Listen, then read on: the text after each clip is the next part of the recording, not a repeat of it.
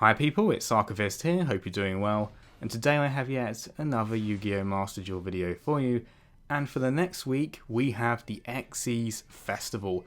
So from the 17th of Feb to the 24th of Feb, there is a dueling event called the Xyz Festival. There are some lucrative rewards you can get from doing this. In fact, that's the reason I would immediately recommend trying it for yourself. You capture medals as you win or I think even lose games, and this will allow you to get rewards like gems or passes for packs. And last night, which was my first day playing it, I managed to get to I think over 3,000 gems just in a single evening from almost zero, and I haven't had anything like that honestly since the beginning of the game, like since it came out when I got the original infusion. So if you are in desperate need of some gems to get some packs, now is the time to start playing. You can still play the regular ranked mode if some of the restrictions in this new event are a little bit frustrating to you, because you can't play all of the cards available in the regular game in the Xyz Festival. I, for example, had to remove it was actually just one card, so it barely made a difference to me. I had to take out Galexion's Soul Flare Dragon from my extra deck, which was a bit of a shame. It's good for comebacks, but at the same time, it's not the most essential card in my deck, and it was an easy decision to just replace it with Galexion's Photon Lord, which I reluctantly removed from my extra deck when I was doing a little bit of a revamp earlier, so it was a natural choice to just put it back in. One thing I must say I do enjoy about the Xyz Festival is that it is a little bit of the casual mode that I've really been asking for in the game, because although it does take your rank into account, you don't get demoted or promoted, so you don't have to worry about being ultra competitive. You can try out decks that maybe you want to be a bit experimental with just to see how they do without worrying about it tarnishing your rank.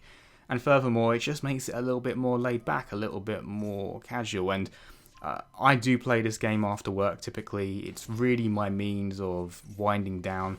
So I don't always feel in the mood to go up against very competitive decks. Sometimes I do just want to play something a little bit easier.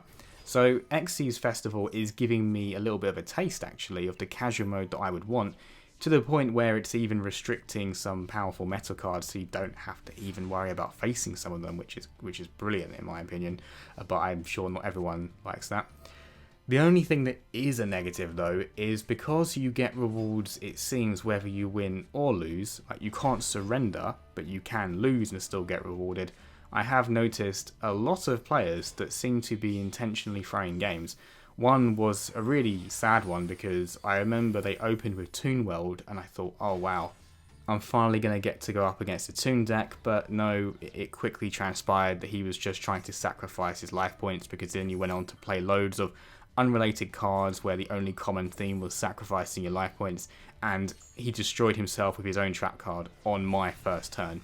So there was a lot of that, and I have mixed feelings because on the one hand, okay, sure, give me an easy set of gems myself because I benefit from them doing that, but at the same time it's not something I would encourage anyone to do, because it's one of those tactics where it's like, well, at the end of the day, we're playing the game to have fun, and you can end up losing sight a little bit of why you're playing the game in the first place if it just goes into the tunnel vision of, oh, I just need gems, I just need more cards, because you can end up in that situation where you spend the whole time you're playing a game focused only on, I want to get to this objective, and then you forget to enjoy playing the game itself. I noticed this, they're different games of course, but if I compare Halo Infinite, for example, against Call of Duty Vanguard, I found in Vanguard I was being driven primarily by the desire to unlock new guns and weapons, and when I did unlock all the guns and weapons that I wanted, I thought, oh, what now? Play the game for fun. But I thought, no, it's actually not that fun without the carrot and stick.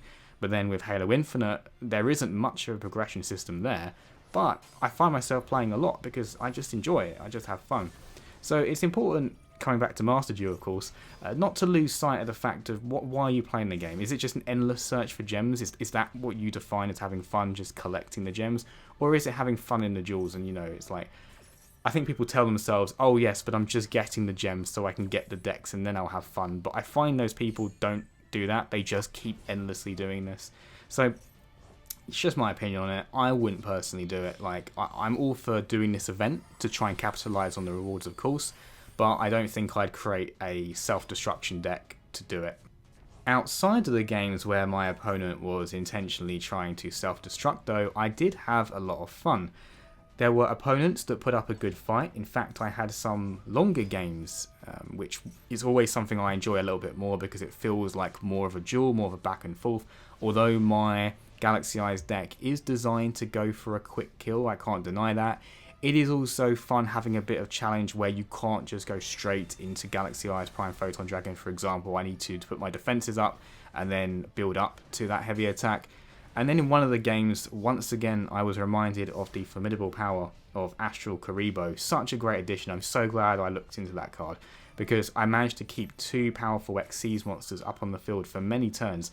They would have been destroyed multiple times because my opponent's deck had the ability to massively boost the monster's attack power to hit over me, but they couldn't be destroyed by battle and they were only temporary boosts. So as long as I could hold the line, which this deck is supposedly not good for, but Astral Kuriboh really makes up for it, and it was through that just endurance that managed to win. So although when I'm recommending my Galaxy Eyes deck, sometimes I'm a tiny bit hesitant because as a recent video I did cover, it's by no means meta, it's just something I think is competitive. But yeah, it has been doing extremely well in this Xyz festival, and without question that's partially because some of its biggest weaknesses have been banned or forbidden for this festival, but hey, I'll take the win, right?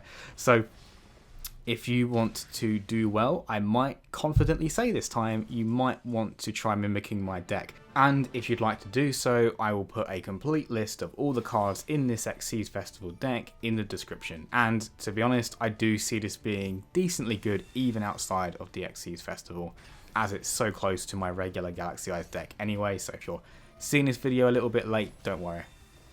As always people, thanks very much for watching and see you next time.